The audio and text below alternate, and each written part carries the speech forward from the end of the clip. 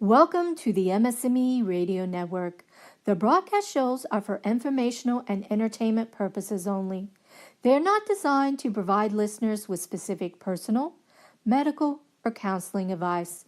Individuals with a medical issue should always consult their healthcare provider. MS&Me is not responsible for content of individual shows. The views expressed by show hosts or their guests are their own. Enjoy the show.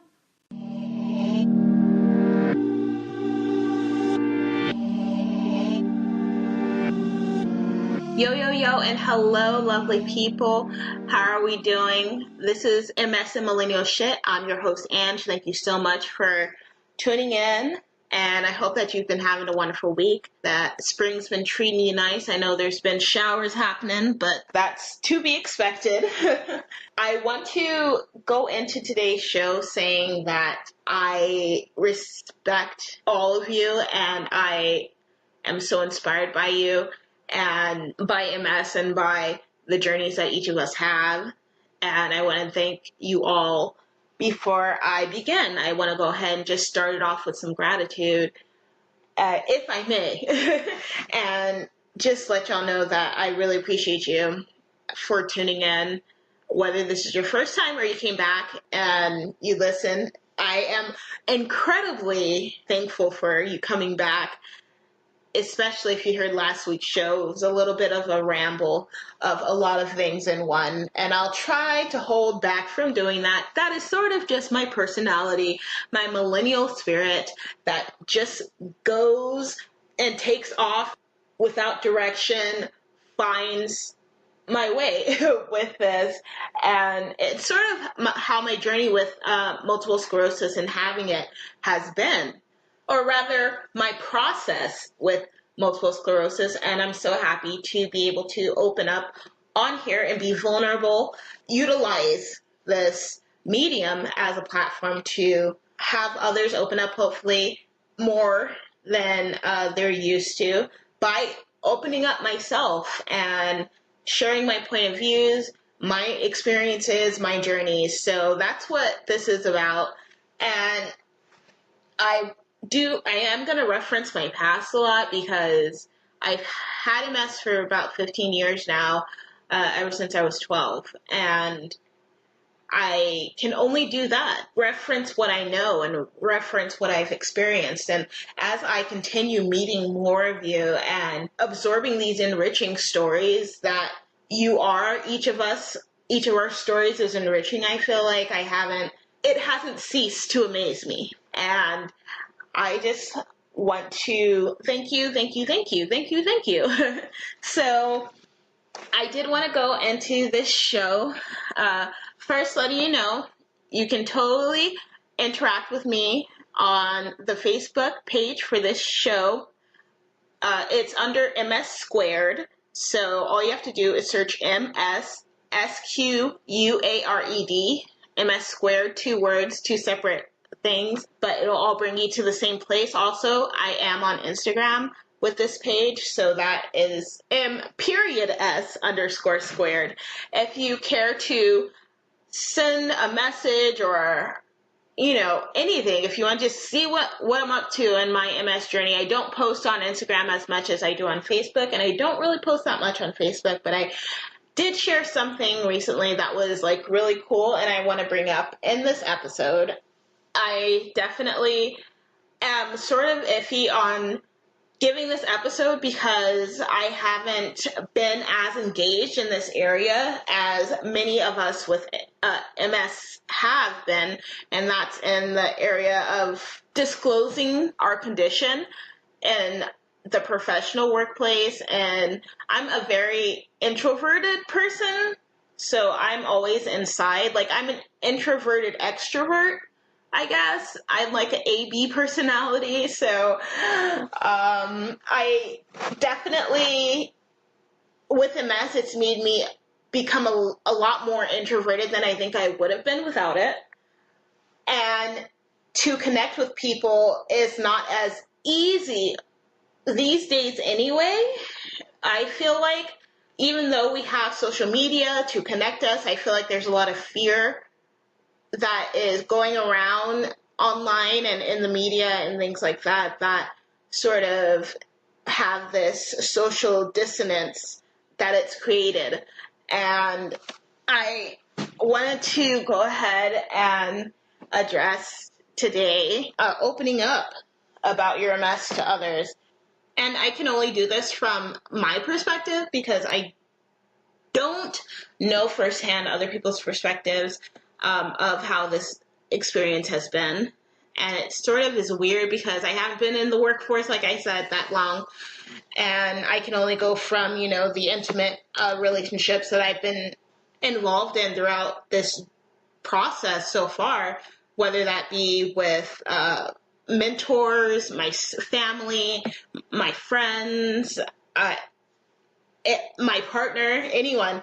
So I'm gonna gather from that as well. Well, mainly, but also just let's get into the thick of it. So what's pretty cool is that on social media and on the internet, with being a part of so many different multiple sclerosis centered mediums and pages, there's a lot of information shared, and sometimes it's not so much information that is like, oh, you should go probably try this or try that, even though there is a lot of that type of information, very offering and information that offers like a suggestion or something like that.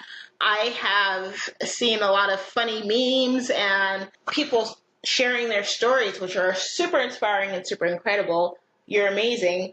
And I want to talk about something that I saw recently, and that was a post that I believe was on Instagram where it was asking if you should disclose your condition in the workplace. And I thought it was really intriguing because that's not something that I guess I really first-handedly would have thought to question myself, because I'm not currently working, first of all. But even in my last job, because I had MS for so many years at that point, I found a way to get around talking about it and sort of alluding to it instead of directly saying, oh, I have MS, or saying that. I just usually say I have a neurological condition, and it usually just paints the picture and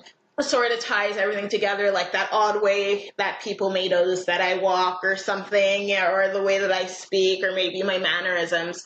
So, but I was reading this post and I was looking into it at the comments and things, and there were so many people who were against disclosing MS in the workplace because of the different judgments and the different associated actions that may take place because of that. I think that is the reason, but I know that specifically there were a few posts that were like, they're going to treat you different and they're going to think that you're not able to get your job done. And I really think that that is kind of intense, because not only do you not know what the job is to be saying that, but there's degrees to MS. Basically, there's degrees to everyone's MS. No one's MS is the same as anyone else's MS. We may have similar traits, but we all are, and we all have our own processes. And the way that it manifests is very different. And we're not all working the same job. I'm not working at all. I mean, I think it's really awesome because when I was working, I did meet someone else with my illness who was also working.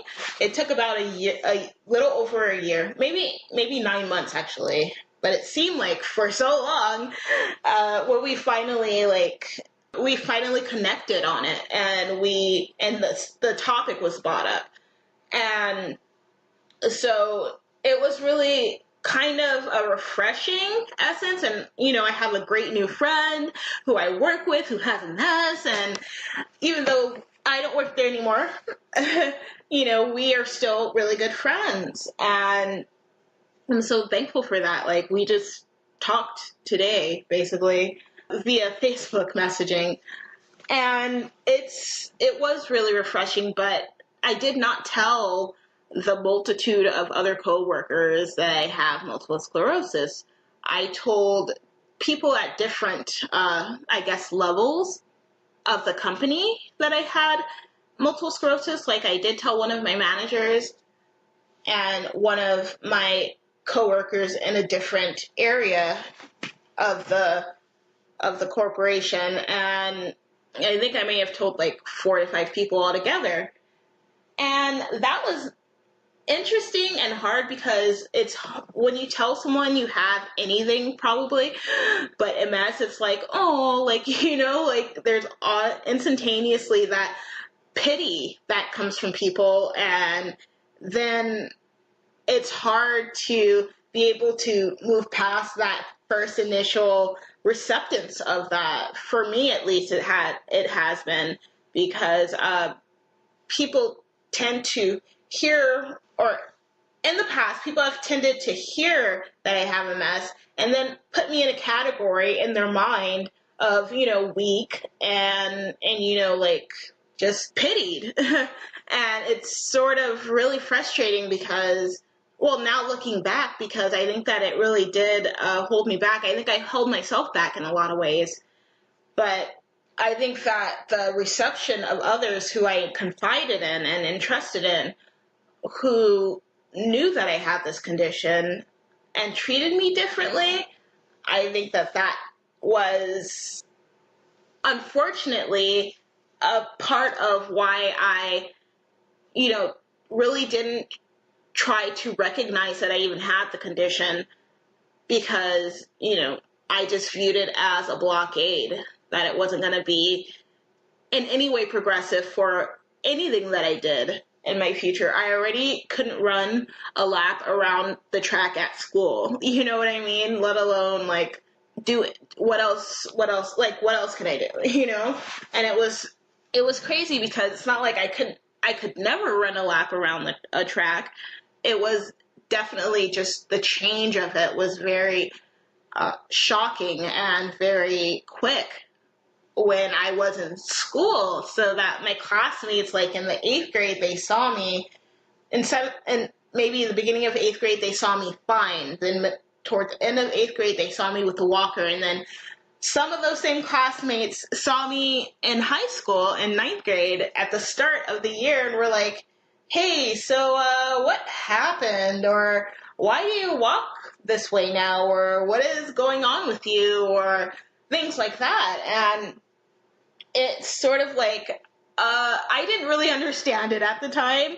I mean, I did, because I did get to see it in my mom, and I had the basic vocabulary to explain what it is, but to explain it in a way that people understand, so that it's not like a pity or a sorrowful reception of what it is not easy.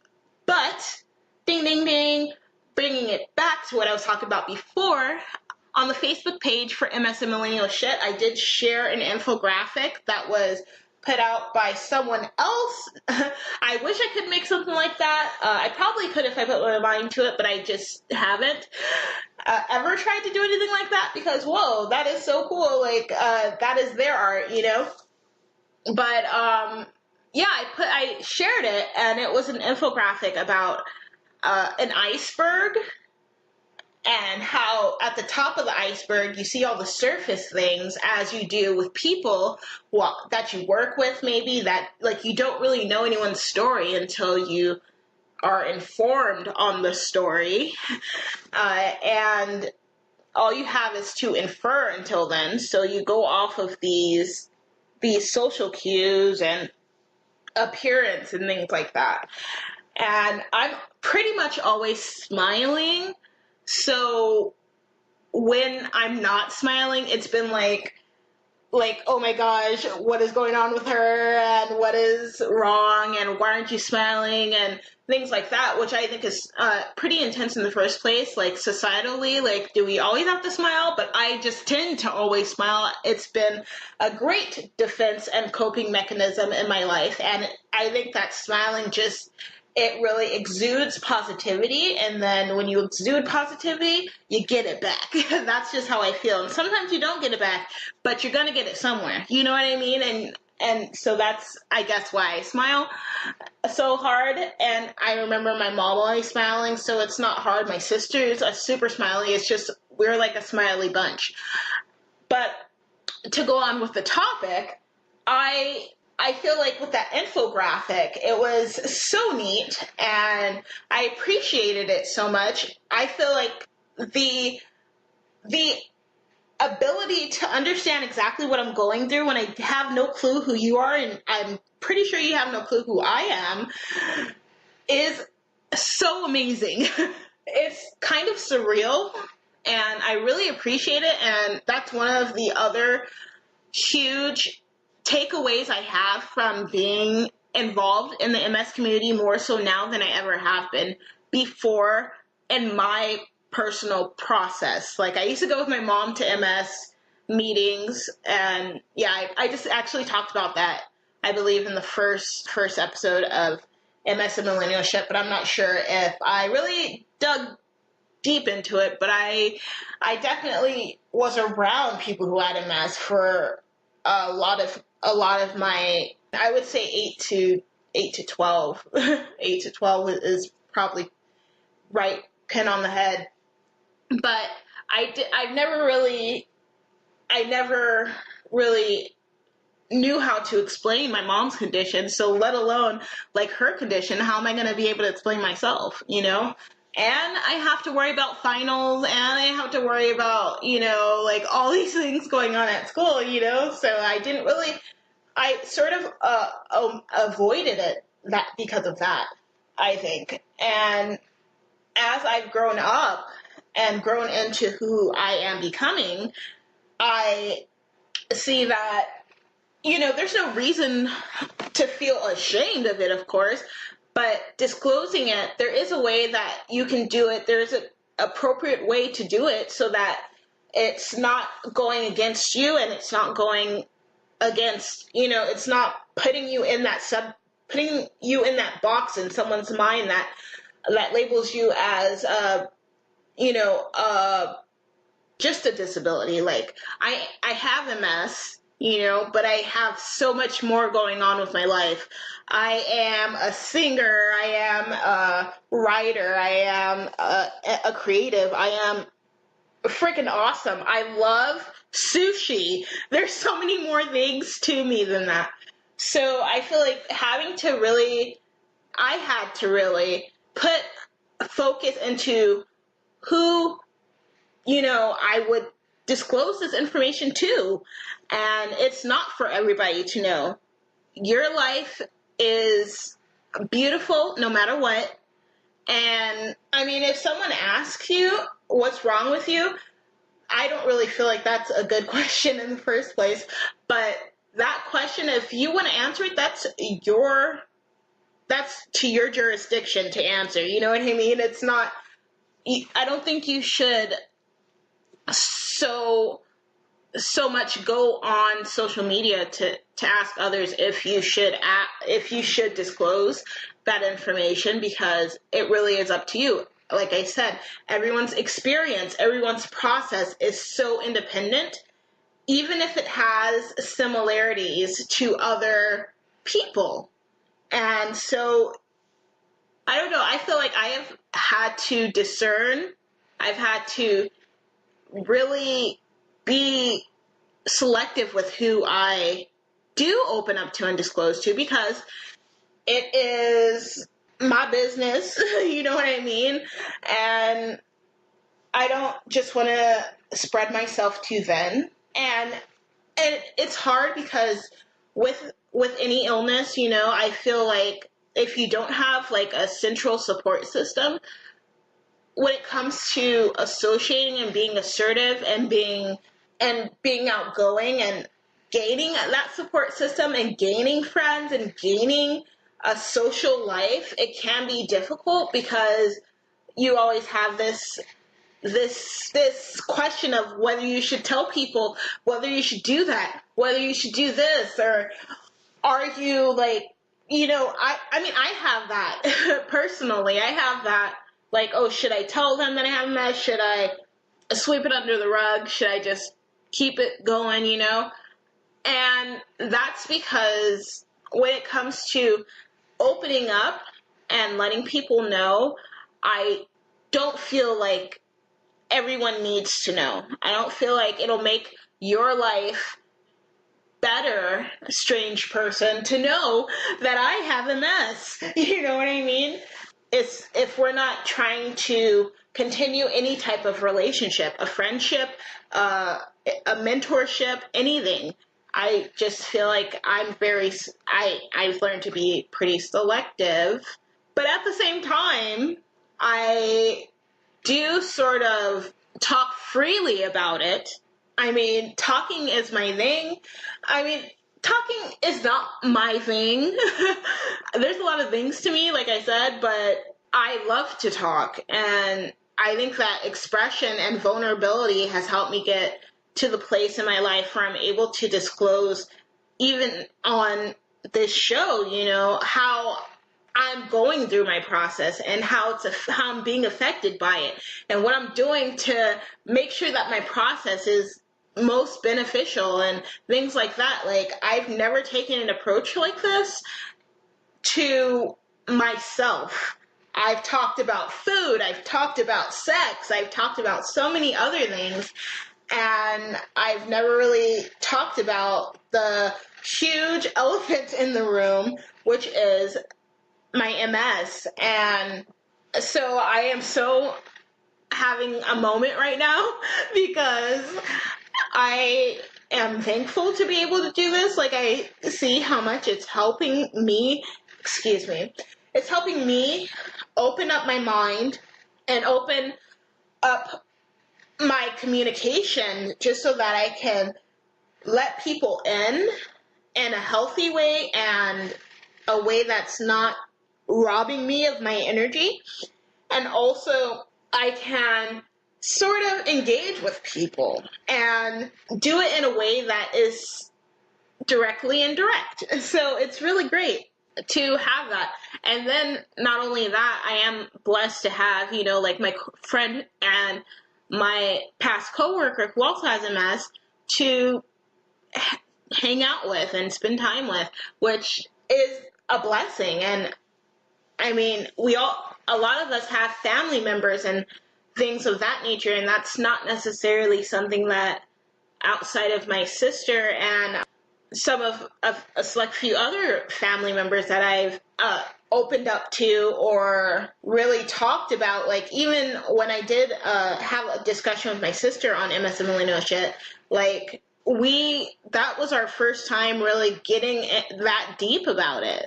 And we hadn't reached that plateau before. And so now that we have, I think that we're able to understand each other on another level.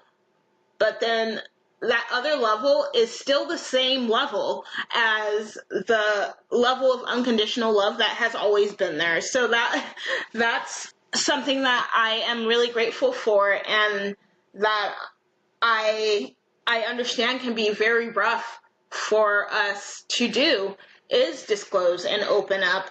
And thank goodness for our friends and our family and our community, hello, and just us coming together and not letting MS be that monolith that obstructs our direction and our outlook of how awesome that we are and how important that we are.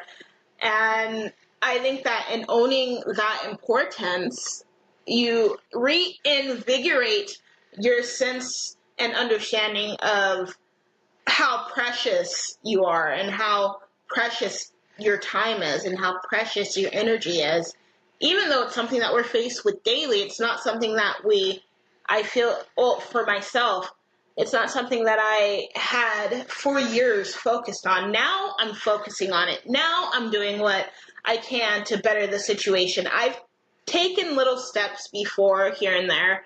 I was vegan for like 6 months once, but it hasn't been anything concrete, and so it's an absolute lifestyle change for me, but I digress. The topic is disclosure and opening up. So let me go back through my notes here. So yeah, from having that eternal conflict of dealing with the reception of what people have to knowing that I have multiple sclerosis and the presentation of the wide array of interesting degrees of cautiousness that presents, I've realized that it's really just a misunderstanding of what MS is. And if we can intentionally articulate the status of our condition at the time to someone who is trusted or who we feel, what I did was I told my manager first, and luckily when I did, he was very positive and receptive and let me know, like, you're exactly where you should be. You're here for a reason. We hired you for a reason. You're exactly where you should be. And I am really thankful for that. So if you latch on to a positive person in your workforce, I think that, yes, I think after you've sort of felt the situation out and used your sense of discernment, yes, absolutely, disclose that you have MS, because MS is not who you are as a person. There's just so much more to us. You shouldn't be led to feel ashamed. If anyone does that, I think it's sort of against the law to do that in a work environment anyway, but I don't know. I'll have to look up on that, I guess, and get back to you. Speaking of getting back to you, thank you so much for joining in and listening again on me discussing disclosure and opening up. And I am so grateful that you're here, and I hope to see you. I hope that you come back next week when I'm thinking of talking about just when things stop working, because that's been something that's been on my noggin lately, frustratingly. So I want to go ahead and open that up for all of us to sort of explore, because it's happening. It's going to happen one day. It happens to everybody, literally. So thank you so much again. I'm going to go ahead and sign off, and you take care. You have a wonderful week. Hope you come back next week and listen to MS and Millennial shit again. All right, that's the end of the broadcast. Thank you so much again, and take care. MS squared out.